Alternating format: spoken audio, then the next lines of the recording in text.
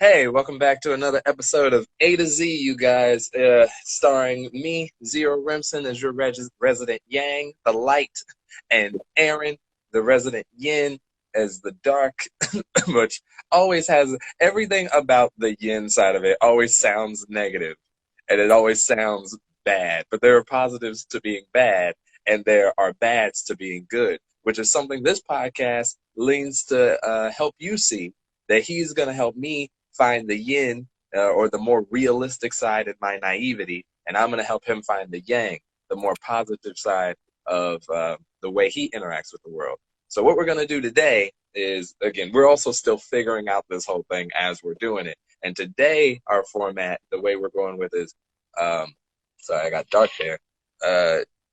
Aaron is going to start, and he's going to tell me a thing that happened to him, give me his perspective, and then I'm going to tell him how I would interact with that situation. And then vice versa, I'm going to think of things that I've experienced. And we're just going to flow with it. Just giving you an overview of what today's episode is going to be and how the show works. All right. Aaron, you got stuff? Yesterday I was doing Postmates, and I had to go to McDonald's to pick up an order. Do you know how Postmates work? Oh, yeah. Okay, cool. So I go to pick up an order. I pull up and I'm like, all right, Postmates, here's the name, here's the number, give me the food so I can go and make some money. And the lady, you know when people are at work and you can tell like they're done, they don't give a shit? Mm-hmm. Okay, there you go. And they're all wearing masks, so I don't know who's who. Everyone's a Mexican lady. They're all just Mexican, all just blind Mexican ladies walking around. And so they say pull up, and I pull up and I wait, and then like 3 or 4 cars gets their food and goes past me. And then eventually it seemed like they noticed that I was waiting, so they come up and they're like, hey, what are you waiting here for? Another person, I assume. I said, I'm a Postmates driver. I need to pick up the food so I can fucking That's Postmates. funny. I've had a similar thing. I'll tell my version of this. So they're like, oh, yeah, okay. So just go park over there. And I said, okay. So I go park over there, wherever there is, and nothing. They're not coming. More and more people keep going by to the point where I had to text the customer and be like, I don't know what's happening. I'm going to go in and figure it out. I go in and the lady's like, we don't have an order for that. And then just stares at me. And I'm like, well, what do you want? What do we do about this then? And she was like, she just kept repeating, we don't have an order for that. And so now that you have what happened, internally, I am standing there. My instinct is pure rage and vengeance. Like anyone that wrongs me, I am Batman. And it's like in my head, I did not do this, but my instinct is either tell her, okay, then we have a problem. You're fucking with my money, and I'm gonna make. That's not Batman. That's not Batman. That's not Batman at all. It's a movie. Batman isn't worried about money. He's trying to get justice. Like, with my money. That's Batman in the streets. To be fair, Batman would not be postmating, so that's fair. That is fair. Batman mentality. But yeah, you think it's Batman. You don't. So my instinct was to tell her, like, I'm going to find your car specifically and fuck your shit up before I leave. Just so you know, like, your day is going to get fucked the way my day is now because of what you just done to me. And I did not. Over the years, I have been able to make sure I don't do that. I was the type of guy who would get out of the car. The first person to get out of the car. That I don't do that. That is more Deadpool than Batman. That's fair. It's more Deadpool. But I would be the first person to get out of the car. I had no issue with it. And so when I get angry, I'm like, okay, I'm going to remove myself from the situation because something is going to happen if I don't.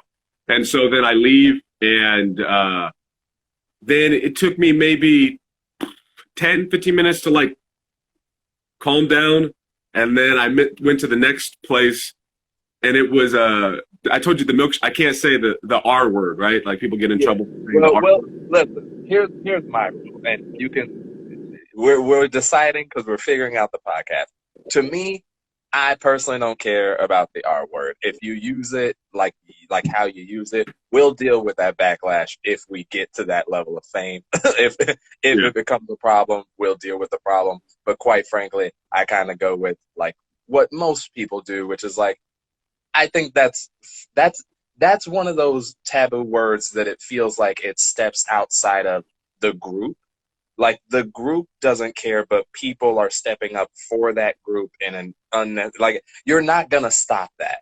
Like Right. it would be the same as if like, oh, we're gonna try to get rid of the word like the SLUT thing. It's like there's always gonna be a word for that because there will always be that existence. It's never gonna not be. The idea that somebody is dumb, the idea that somebody is doing something silly, like that's always gonna be, and they're just gonna find another word and like nobody, very few people, I wouldn't say nobody, very few people use that word against the group that they're Yeah. trying to protect from hearing that word. So personally, I think we're fine, but if you don't feel comfortable using it, then I mean, personally, in my daily life, I never use it, but that's because I still rely on stupid and like Yeah. dumb. But if The, you feel, I feel like, or mentally challenged, what we're talking about in the context of the story, I think it's fine. All that was okay. to say, I think it's fine. I'll I just think say we should be able to say whatever we want. she clearly kind of she had some sort of mental thing. Okay. Okay. And I Well, do well all hold on. four. I should. That's the second story, or these. This is the second one. This is a different Okay, thing. so let me address my thoughts on the first story. Okay. For me, if that had so did after all that went down, it just you had to cancel the order and like go, I can't get it. Yeah, yeah. I called the person and she was like, "I understand. It's okay. I'll just remake the order and we'll cancel it." But at that point, I had waited there for so long, and I Yeah, need money. Like they just had me sit there and waste my time, and time is yeah, money with Postmates. So right, and that's more than fair. I get where that it's very very frustrating. For me in that situation, the way my brain works is yeah, that happened, but I remove malicious intent until it's shown to me to be exacted and on purpose. And even at that point, I'm like, that's weird. I don't know you and you don't know me. You have stuff going on and you're putting that on me. For me in that situation, it would be, oh, so first they didn't realize I'm over here. I would find it funny that they came out and been like, what are you doing here? Like the same thing that everyone is doing here, waiting on food. Like I'm yeah, waiting on food. And I would be kind of disappointed that they didn't ask what food or like which order and like all of that part. And then when they told me to go somewhere, like I go over to like park or whatever, it would be like, okay, it's been a while, like something's happened, like what's going on? And then when I go in and they say they don't have the order, I would be kind of dumbfounded, but I would just assume they what I have defined and me and my friends have defined as noodle, where it's just like you literally didn't think, like you literally just forgot, like they just forgot, and it sucks for you as the person who's losing money because of that. But like I'm a human, you're a human, everyone's a human. Like that's gonna happen. You just happen to get the short end of the stick today. Like today, it was you. I feel all of that afterwards. Like once enough time has gone by and it's not affecting that moment, then I'm able to think back and be like, it was a mistake. Like it's not that clearly it's not that big of a deal. Right. Time has Right. gone by and it's not affecting me anymore. But when it's happening and throughout my days, every day, all day is me peeking up and being like, I'm gonna stab you in your fucking throat and not saying it. So you go top shelf and then pull it back later. Yeah, I have to like, all right, it's okay. It's just French Okay. fries. It's just French fries. That's so interesting. And you don't see, for me, mine's is like unless it's something really intense. It takes a lot. Like it takes a lot and it has to be consistent back to back before Yeah. I fall into a place of like, okay, now I'm mad, like to be mad. And even then I'm like, because to me, everything is so goofy. Everything is so goofy to me. Like it's so silly. Like that's a ridiculous situation. But I feel like if I could make a TV show reference, like things happen to you and it's like Joker. It's like back to back bad things. Yeah. Things happen to me, and it's like Curb Your Enthusiasm. It's like, this is a wacky situation I've ended up in. What a silly sitcom situation. They forgot my like a Seinfeld. Yeah, it's like, okay, so that's the side. It's like both sides. Our inner core is both. Is it David? What's his name? Larry David. Larry David. Both of our inside cores is Larry David, but I'm like Larry David in Seinfeld. Like I'm like the Seinfeld, like, oh, what? This is wacky. And you're like the Larry David in like Curb Your Enthusiasm, where he's like cynical and stuff is on purpose happening to him, and he can't understand why nobody can be normal. It's like it's like, so for me, it's like, yeah, I it has to be it has to be so far, and I think that's because I don't know where you fall with the golden rule or like empathy or any of that stuff, but for me, I know for myself, when I put myself in other people's shoes, that like 9 times out of 10, I am just I'm dumb. I'm dumb, and like I didn't mean to hurt you. I didn't mean to. It doesn't mean you're not hurt, and this is something I had to learn through the people that I have accidentally hurt. Is like, I didn't mean to hurt you, but that doesn't mean you're not hurt. But because I know that when I do that, it's an accident, it takes off this like, you did this to me. It's just like, it is. Yeah. I don't, so that's how I interact with that kind of thing. So I would, and especially once the customer told me like, it's fine, I'll just order again. Like, I'm like, okay, cool. As long as they're not mad at me, I'm not losing a star. Like, I don't get, like, yeah, it sucks that I'm losing a little bit of money, but like, then that's another part of it. I don't know, where are you with like, how has your life trajectory been as far as like financial? Right now, I'm okay because I got the new job and I've been doing Postmates. So No, I'm like, I mean, like background, like what was your like youth into? Oh, like where would you say your bracket is? I was middle class with an emphasis on you cannot be middle class at any moment. So like my entire life was I never worried about being hungry, never worried about clothes, never worried about money from any sort of practical. Nothing happened, but my mom and my family emphasized all the time, like if I got a bad grade, I was going to fail out of school, and then I was going to go to jail, or I was going to be homeless, and I was going to get raped. That was a big for a bad grade. Yep. Oh, I didn't tell you about this. No. So I got a report. What are those? The progress report. Oh, college report card? No. Progress reports. Progress report. Okay. Remember progress reports? Oh yeah. The old school. Was it like plus and minus or like numbers? I never looked at it. My mom just grabbed it and would go into her cave and analyze. And that wasn't for me. I just knew I did bad. Yeah. So progress. So like I had a progress report come in, and my mom said it was bad or whatever. My mom said this was her sequence of events. It was, and if you don't get good grades, you're not gonna go to college. If you don't go to college, you're gonna go to jail. And if you go to jail, you're gonna get raped. That is a 1-to-1 connection. Yeah. You don't get good grades, so you don't go to college. Okay, I can follow you there. That one checks out a little bit. You go to college, you'll go to jail. There's a lot of gray area. I agree. And then it goes back to being kind of logical. You're in jail, you're gonna get raped. I mean, those odds are pretty high. Mean, so she went logic, not logic. But like as a kid though, as a younger kid, like when you're hearing such an intense thing to say to a little kid. I was in middle. I think I was early high school. High school. Okay. But this is coupled with years of statements like that. That energy doesn't show up. And so it was weird. Like logic in my head, I remember thinking like that does not make sense. That's a really crazy thing to say to somebody. In my head, I had the logic to understand that, but you're getting hammered with crazy shit like that every day, and then you go out and you try to tell people like, my mom is acting crazy. She's being crazy.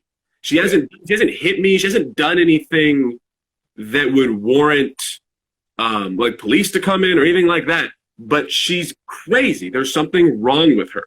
And I try to explain that to people. But I'm a kid and I'm also wacky. So Yeah. it's coming off wrong. So then when people meet her, they're like, well, she seems really nice. I don't see the issue. And Yeah. then it makes you feel like a crazy person. So yeah. Right, right. Okay. Yeah, my side of that, the reason I asked that even led down that rabbit hole was like, because I grew up upper middle, like this is how it felt, and it could be a lie that my mom could clean up for me, but I don't know if your mom even tried with this, but like my mom and family did that thing where they tried to hide, they did a good job hiding me from the reality of our financial situation. Okay. So yeah, so like I thought we were good and like I didn't want for anything in the first place. So I like I'm not an objects buy things kid. So like we lived in a relatively good house, we lived in a relatively good neighborhood, and we went on vacations. So I was like, "Oh, we're chilling. We're good. Like we get to have pretty much whatever whenever we want." And so like I grew up with upper class, not upper class, upper middle mentalities.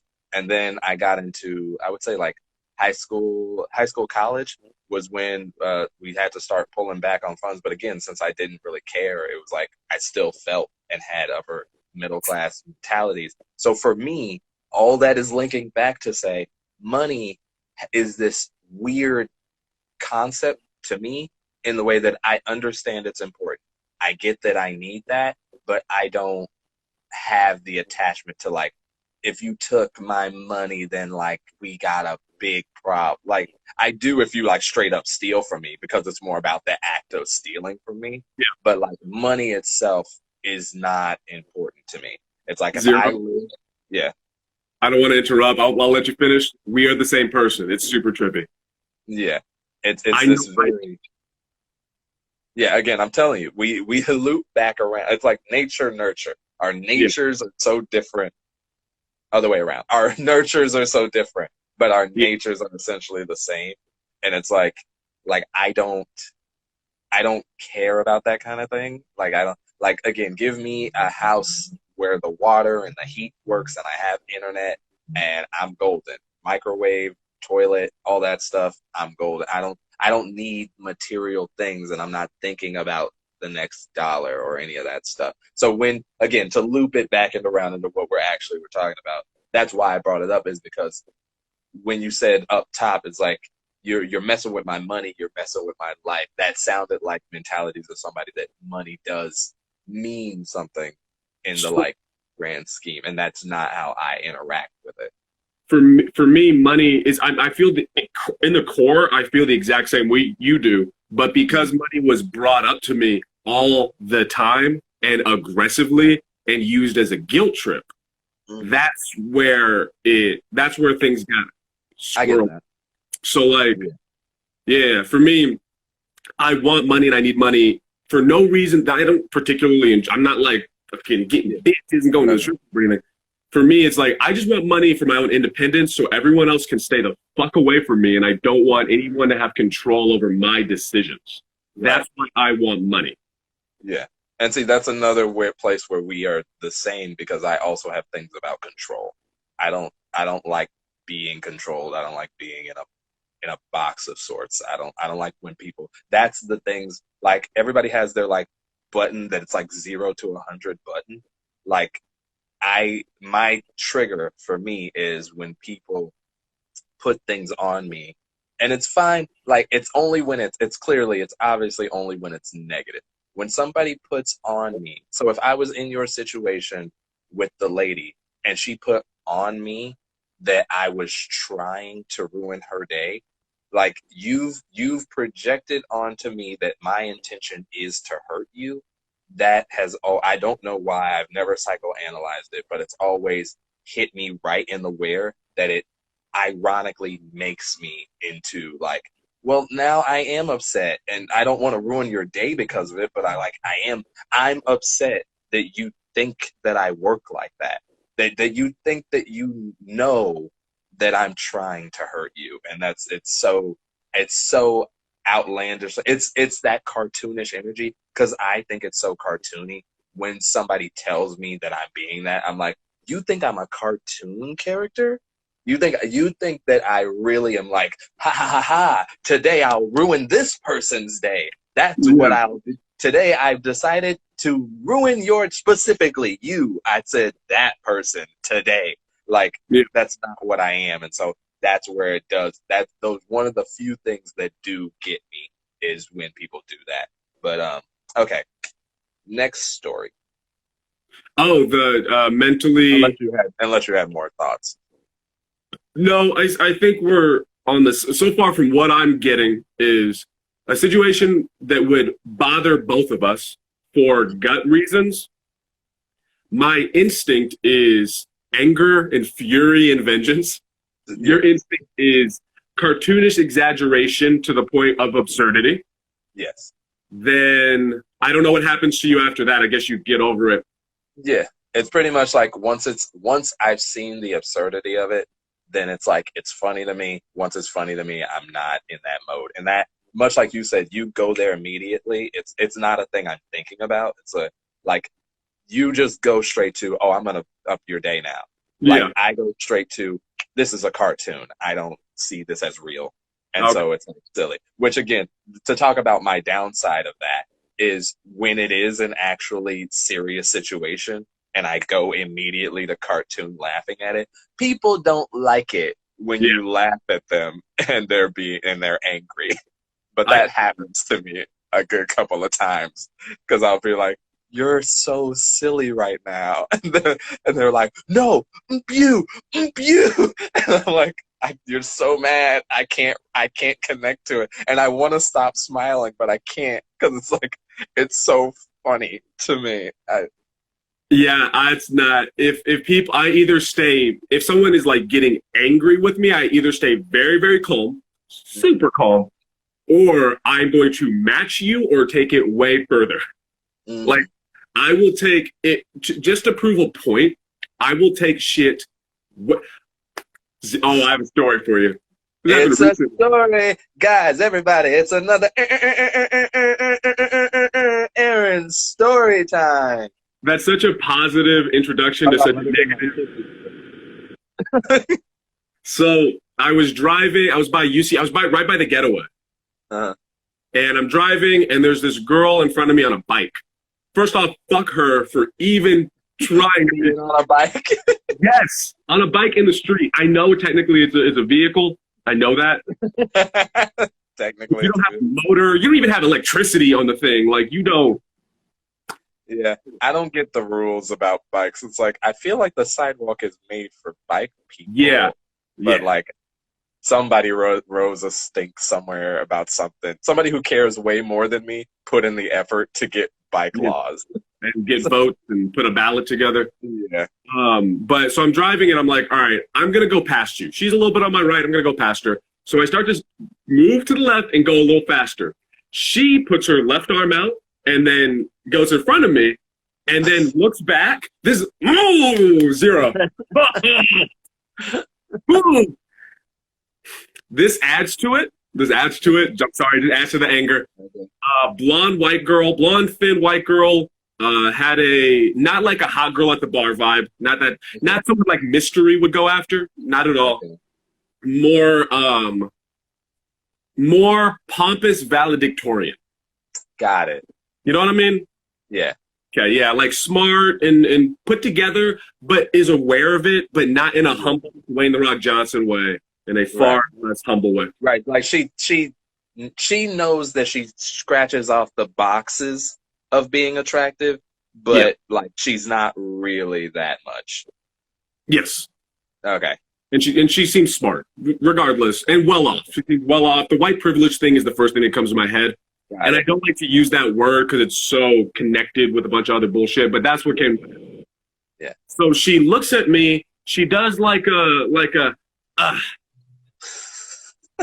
and she looks disappointed in me. Like, like how dare I try to go past her?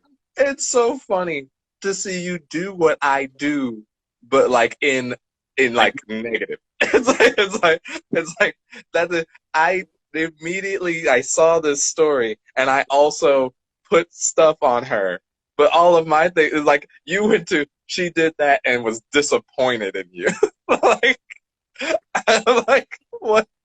I've never. You know, there's only three people in my life that I can imagine disappointing, and they're all family members.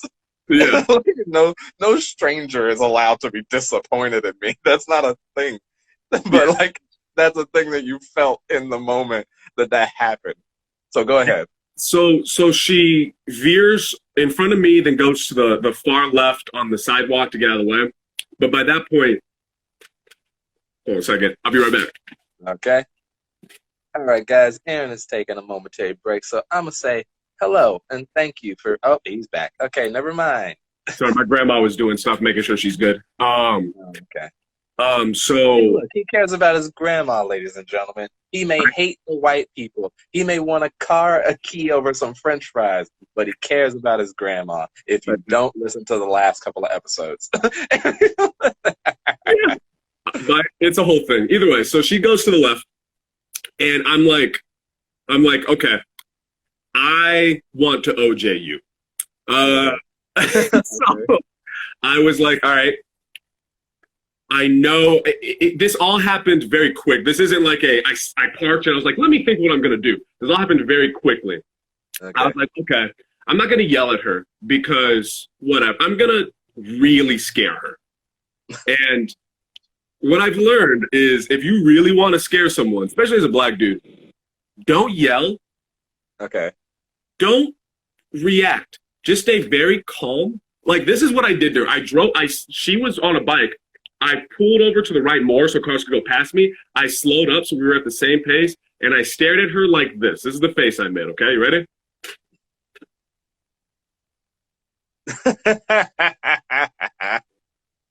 And I didn't let go eye contact, and I was driving. I don't know if you've seen Fast and Furious? Yes. Well, which one?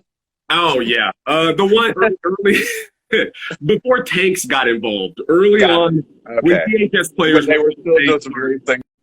I think it's Fast and Furious 2, where Paul Walker stares at the girl and they're driving really fast and he doesn't break eye contact, but he keeps going. Got it. I was doing that. Part 2. Thank you.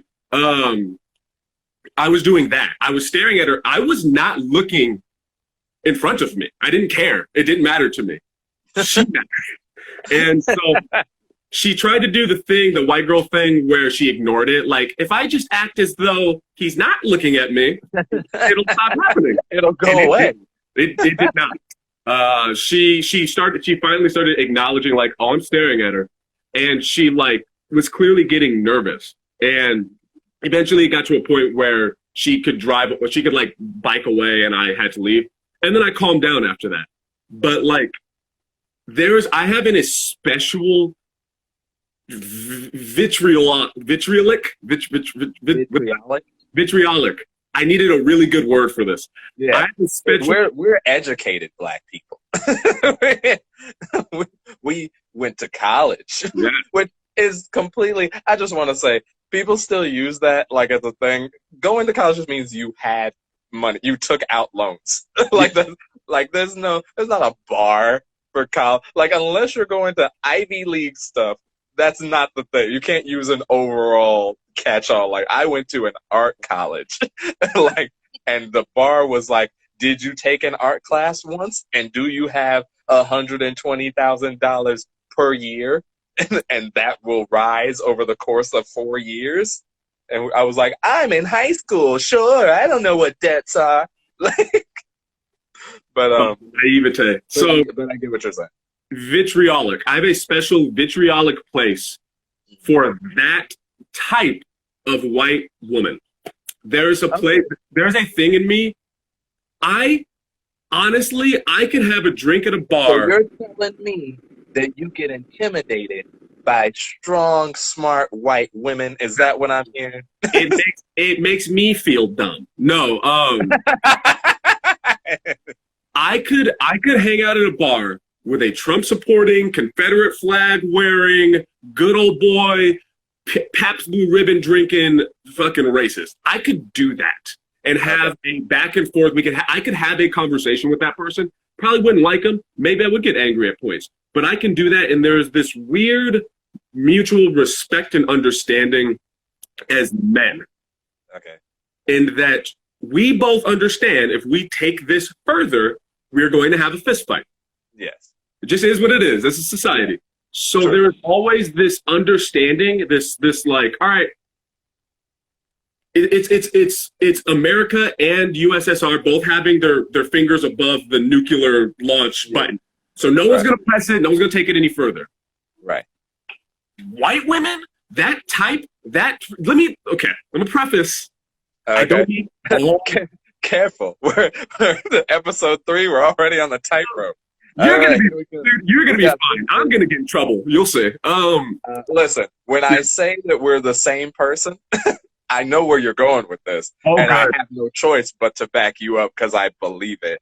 I'm just better. I'm just better at putting it, so I will clean it up for Yeah, us. I'm gonna say it, then you fix it. That this was me. I was trying to do a pantomime of like tiny brushes, and like I don't know if that really. Sprinkling sugar. No, I was trying to like it's very old. I don't know what this is. I don't know what this is. I was brushing off like dust around something. I pictured a pancake with powdered sugar that you were sprinkling over it. Okay, I mean all of it works. Yeah, sure. So I'm gonna say it the messed up way. Then Zero, if you could clean it up. I'll fix it. So this is for all the Malcolm X angry black people. You could be MLK and be the reasonable one. So I'm gonna say this. Yeah, you're the what you call it? You're the what's his face? You're the Malcolm X to my MLK. There you go. So I'm gonna say this angry, mean, and without editing, and then Zero, if you could word it in a way that people will accept. Yeah, I got you. So I can't fucking stand. I cannot stand a pompous, educated, privileged little white girl. I cannot fucking stand them. Right. Because what makes them almost worse to me than the classic white dude is that they know Magneto to Professor. Hey, I'm Magneto. That's dope. It worked because I also can't walk. So I just don't like they're Teflon. They feel like, well, they can't say anything to me. They can't touch me. They can't. There was this immediate feeling of like, not only am I better than you, but you are. It wasn't even I'm better than you. You are lower than me. That's the feeling I get with those people. Okay. And it makes me want to kick the shit out of them. It makes me want to kick the shit out of every little white girl like that because I want them to understand and respect reality. That like I can kill you. This isn't you are lucky that we live in society. You're lucky that there are laws and buildings and cars and cell phones and shit. Because if there wasn't, if we had the same interaction in 1403 out in the wilderness, you're done, bitch. You are done. Right. Okay. Okay. Is that all of it? I could keep going, but I feel like I'm already pissed off whoever's listening. So go ahead, Zero. Okay. Then allow me to step in and make this clean. Hi, I'm the representative. My client here. What he means to say. Essentially, what Aaron is talking about is how do I put it? It's like the difference is it's a not that's not the right metaphor. I'm trying to use the right one. So essentially what he's talking about is the idea that as it's the conflict between you have two layers of oppression. You have the layers of oppression that are being an ethnicity and being a certain sex. Now, to be fair, there are several other layers, but we're talking about these two. When you talk about race, the lines are pretty evenly drawn. It's white, black. People understand that that's what it is. So black people can say whatever they want, whenever they want, about whatever they want, because white people have so much power and privilege. Now, this is a catch-all statement because there's a lot of white people who also have stuff. But in general, the dynamics are black people are doing bad, white people are doing right. And so we all work within the confines of that. And recently, it's kind of changed where white people have started to being called out. Like they're being called out and they're in a place. Like white privilege is a thing that's been pushed, and now that's why black people can say whatever, ethnicities can say whatever. You can openly hate a white person, nobody will care. It They'll be feels like, so good. but yeah, it's way cooler to hate a white person. Yeah. If you hate black people, you're a bad person. Now the other side is women, men to women. Yeah. So again, it's pretty obvious that men have had a lot of power, used it to oppress. Women have been down here. That's why they get to do a whole bunch. They can swing on you, and you have to take that because we rape them like a lot. So Yeah. it's a lot of stuff going on there. But so what's happening is this weird conflict where she's using the downness of being a white woman and the power of being a white woman to look down on you as a black man. So it's like, it is what you said. It's it's this weird like teasing. It's teasing at an animal in the zoo. It's like you're behind this untouchable glass and you're going and you're not doing it on purpose, but like it's one of those like it's so innately how you live. Have you seen the little girl in front of the gorilla enclosure who does this? Mm-mm. Okay, after this is done, go.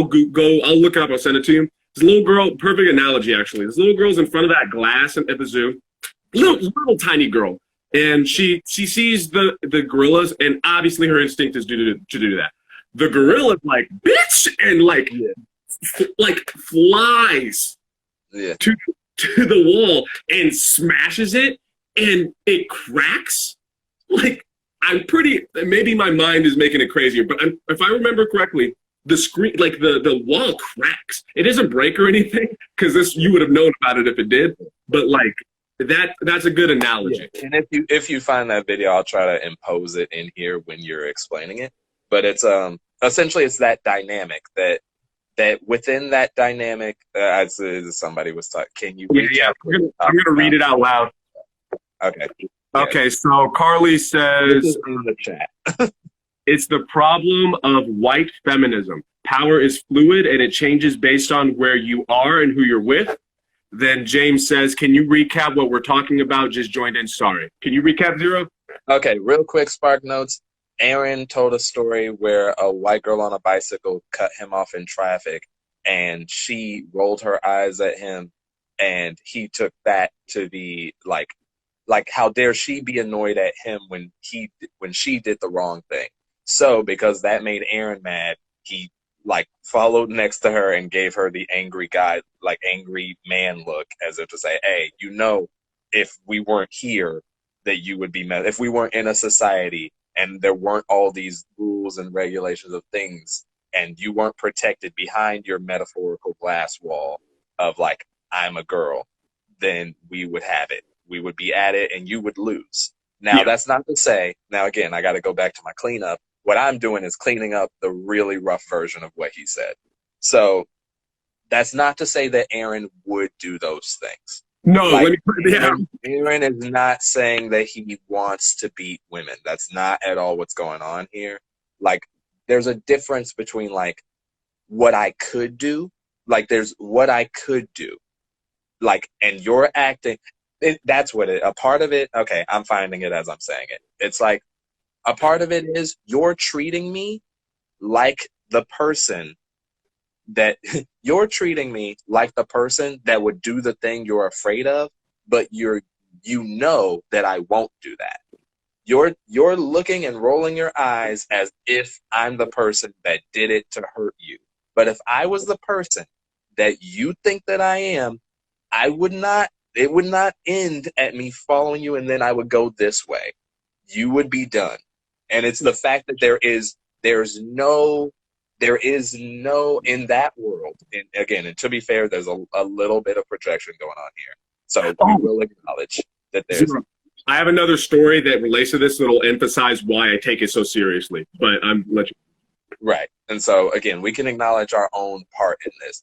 That girl is just doing her day. You could have been any race. Like you could have been anybody. You could have been a girl, you could have been white, you could have been black, you could have been anything. She would have rolled her eyes. Yeah. Now, at the same time that is, it's this thing where the fact that she feels she can do that to anybody with no regard, like it's like I'm untouchable, and it's like you being that makes people want to Touch you. press up against that.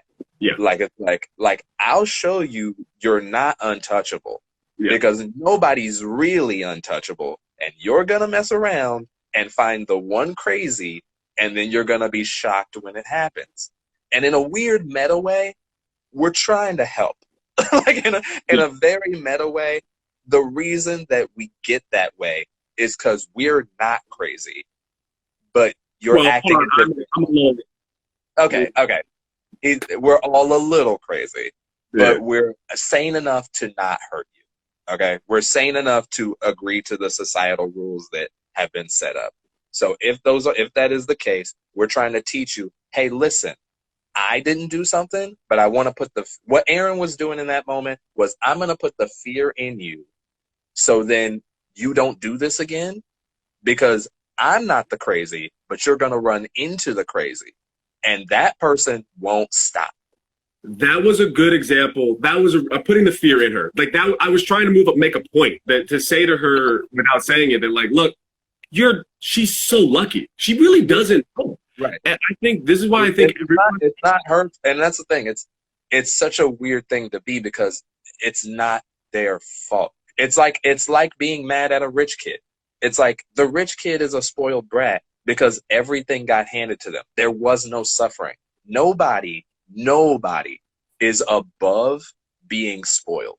If you get spoiled, it's the reason nobody thinks about their legs until you lose your legs. Yeah. Like, as a human being, if you get everything handed to you, you're going to take it for granted. The people who are the most loving and will never let you go, you take them for granted until they're gone.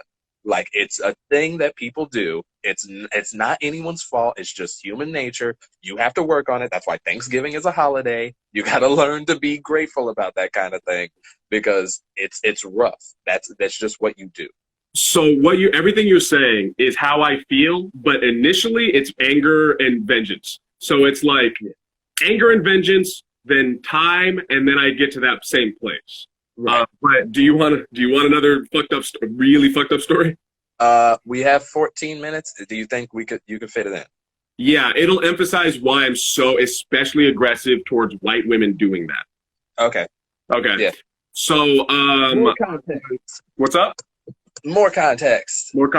So I was on dating apps at the time. This is before this is when you can touch people. He's single and lonely, you guys. What happened is, have you ever heard of an incel? So I'm on dating apps. I meet this girl.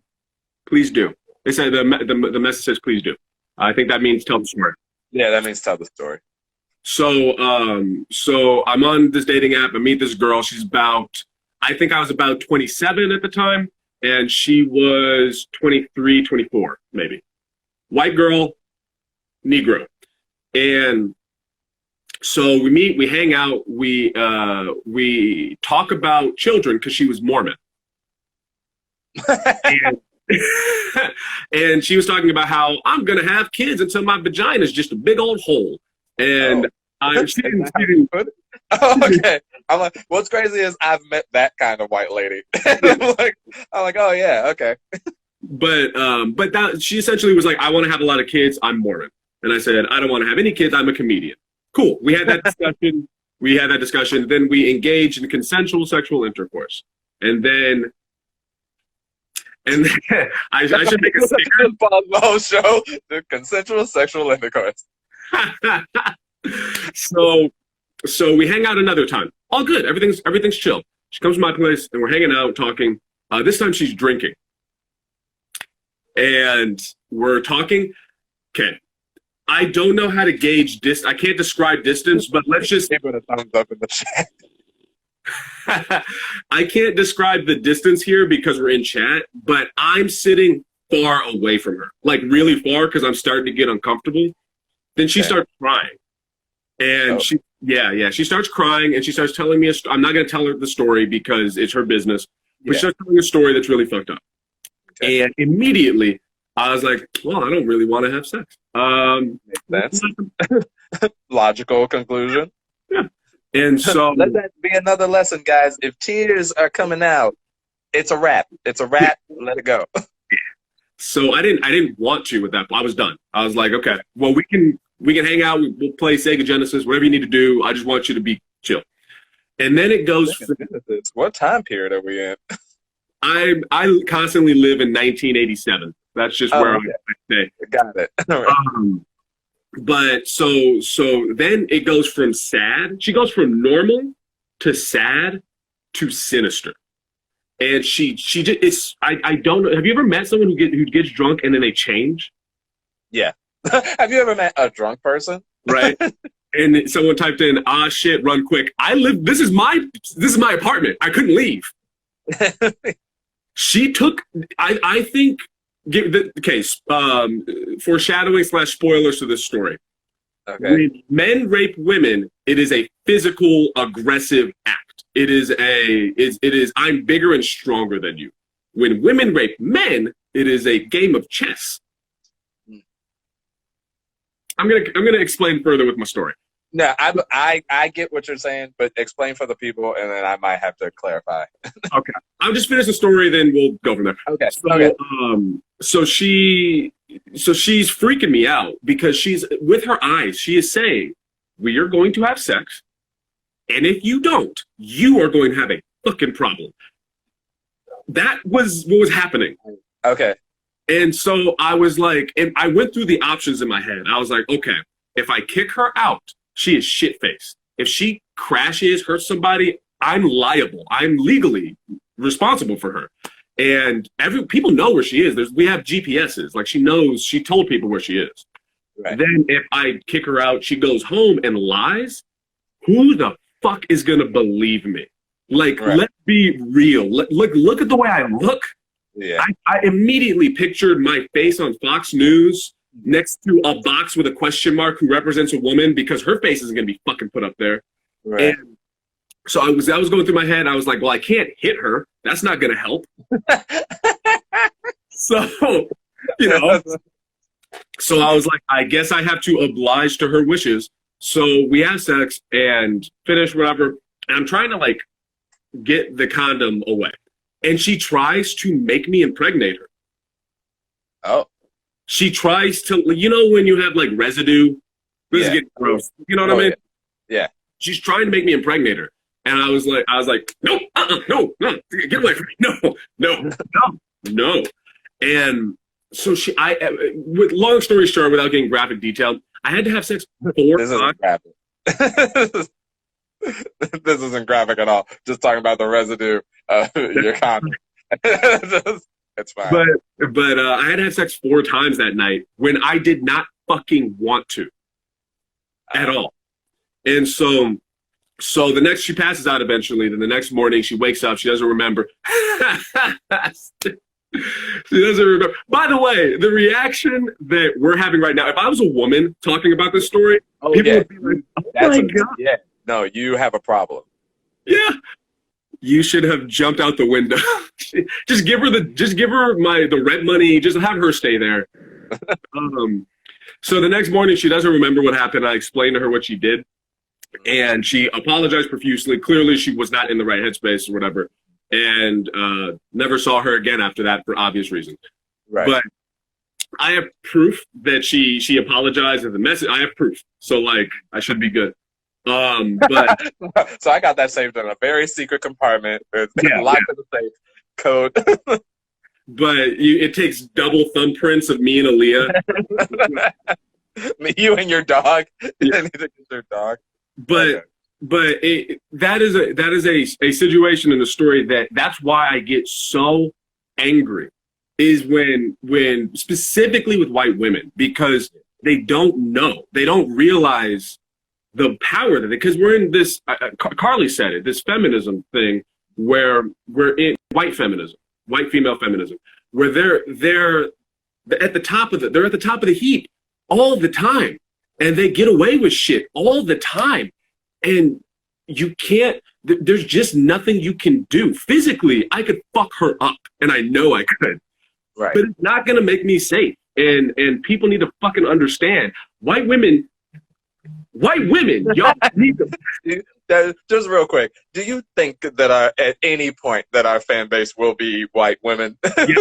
Yes, I do. Really? Really, really. Because we're two attractive black men. That's fair. That's more than fair. So let me, before you clean up, let me just say. Okay. Hey, speak your truth, King. Say what you gotta say. I recognize I'm over-exaggerating and I'm over-generalizing. Obviously, not every single white woman does these things. I have gone through trauma, and I have a lot of issues. They frustrate me. This is me expressing my feelings the way I feel the need to express them.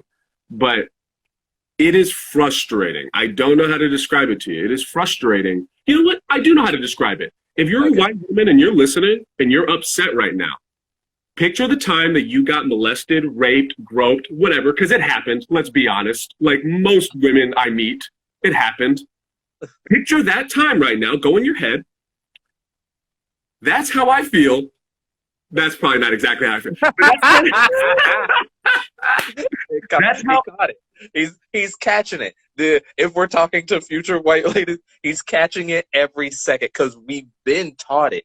We know. Like it's this very, very subtle thing. Yeah. And I'm gonna do a little bit of cleanup here. It's this very subtle thing where we all know the right answer. We know the right answer. We know that you guys get it worse than us in the rape department. Now, at the same time, that's not to sidestep all the other things that happen, both to you and to us. It's all of that stuff. We know. He knows that as he says the things that he says, that everybody's like, well, wait a minute. He said that he would hit her. He said that he could beat her up in a fictional. Why would you even want to hit a woman?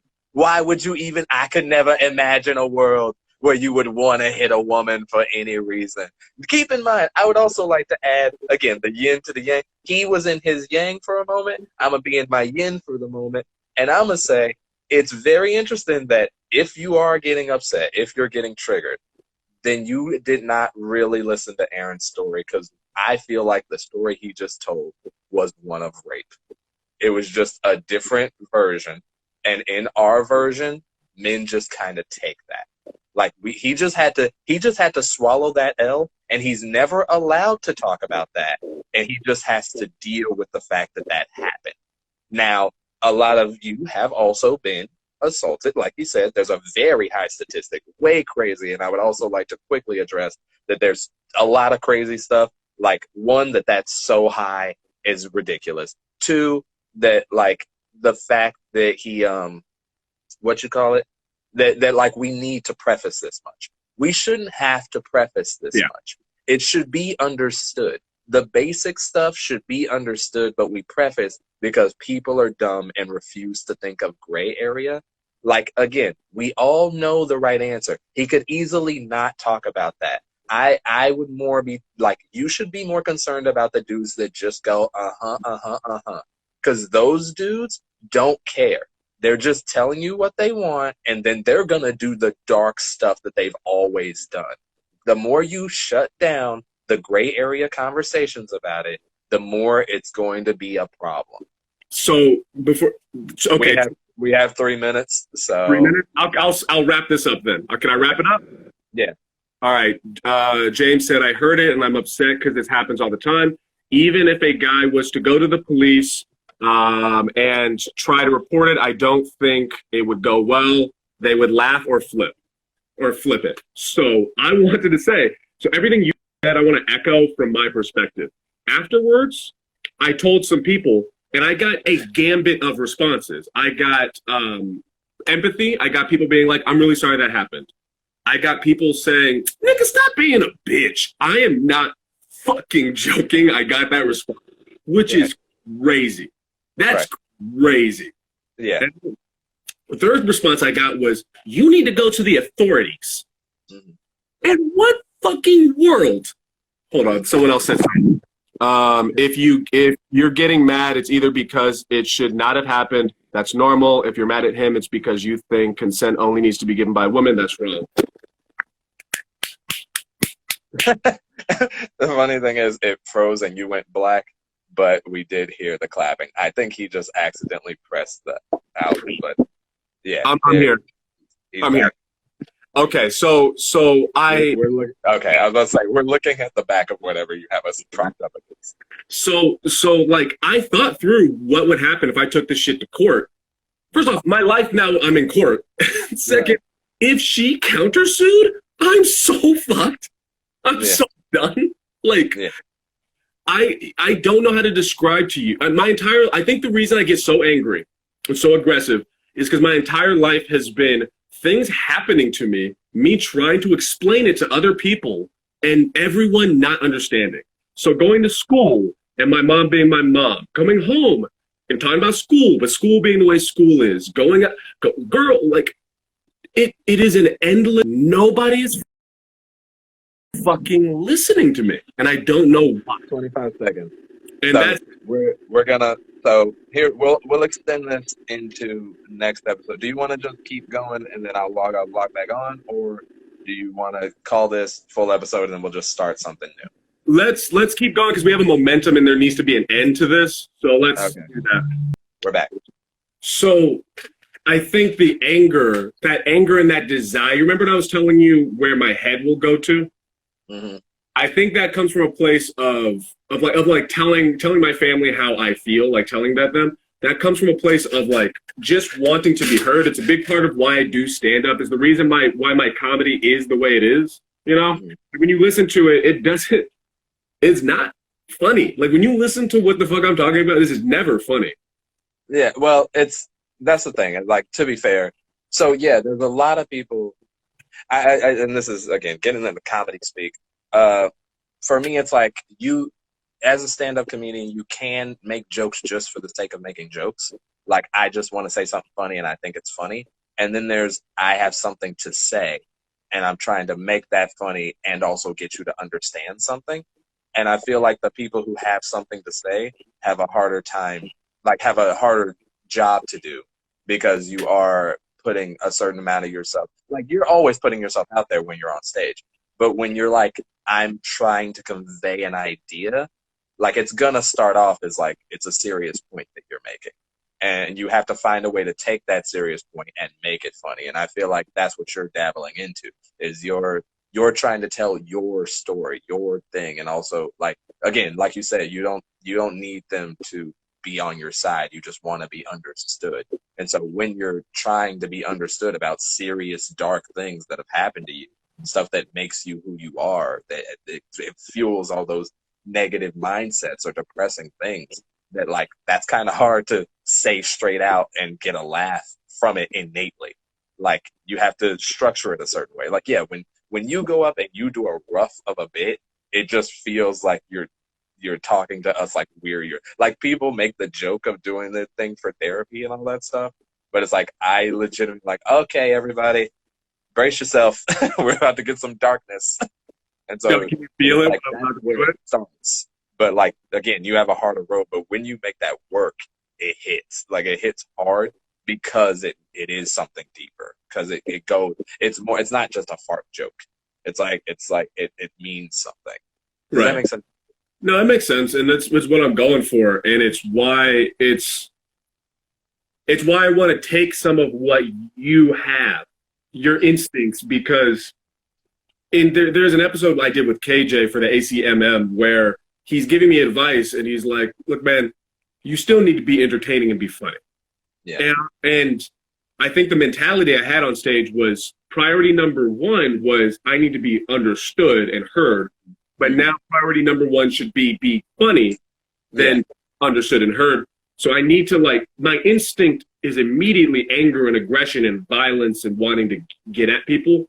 Mm-hmm. So I need to tweak that so that my instinct is humor so that I can present the bad things still there, but present them in a humorous way. That's what I'm trying to do.